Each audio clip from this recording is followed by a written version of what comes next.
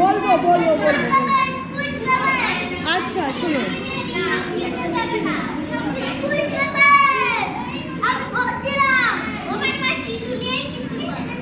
আজকে যেহেতু শিশু দিবস, আজকে যেহেতু শিশু দিবস, তো শিশু দিবসকে উপলক্ষ রেখে আমি তোমাদের সব রকমের ধারণা দিয়ে একটা গল্প বলছি। হাসি, দুঃখের, ভূতের ভয়ে, আর একটা লজিক্যাল গল্প, ঠিক আছে? 4টে, আর একটা 5 নম্বর ভালোবাসার গল্প। এই 5টা ভাবনা দিয়ে আমি একটা গল্প বলবো। এবার গল্প বলার সময় আমার একটাই নিয়ম, নড়াচড়া করা যাবে না, কিন্তু কেউ নড়াচড়া করবে না।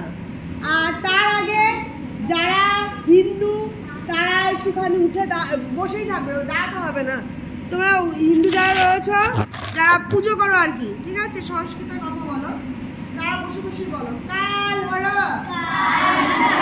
দুঃখ হরা, কষ্ট হরা, দরিদ্র হরা, হর হর মহাদেব। আর যারা আল্লাহকে ডাকো তারা বলো বিসমিল্লাহির রহমানির রহিম, আমিন। এবার যদি তোমার ভগবানকে ডাকতে, তোমার নিজের প্রভুকে ডাকতে তোমার লজ্জা করে, তাহলে তোমাকে আমার কিছু বলার নেই, আমাকে ক্ষমা করে দিও, তাই তো? গোস্তাখি মাফ করনা, তওবা তওবা, তাই তো? তাই আই শুয়োপোকা, হাই শুয়োপোকা, শুয়োপোকা কোথায় ঢুকে যাচ্ছে? এটা হচ্ছে আমার শুয়োপোকা।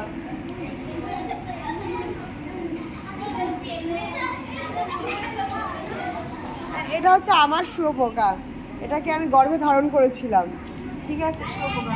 শুয়োপোকাটা এখনো প্রজাপতি হতে পারিনি। তো চলো গল্পটা শুরু করছি, ঠিক আছে? মোটামুটি সবাই জানে হিমালয় বলে একটা পর্বত আছে, মোটামুটি তোমরা বই খাতার মধ্যে এটা পড়ে যায় না বলে না? মহুয়া, অনুষ্কা, পিয়ুষ,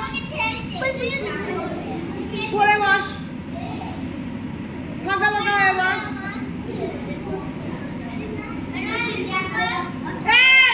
তোদের যদি গা ছুলে পড়লে মারা হয়ে যায়, যদি গায়ে মার কাকে বলে দেখে যা।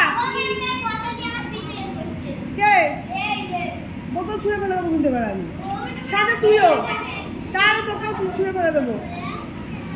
এবার তোমরা মোটামুটি সবাই হিমালয়ের কথা শুনেছ, যে হিমালয় বলে একটা কি আছে, পাহাড় আছে। আর কৈলাস পর্বত বলে একটা কথা শুনেছ, কৈলাস পর্বতে কে থাকে? শিব থাকে। তো আজকের গল্পটা কিন্তু এই হবে, ঠিক আছে? ক্যামেরাটা কি তোমাদের কাছে দিয়ে দেবো?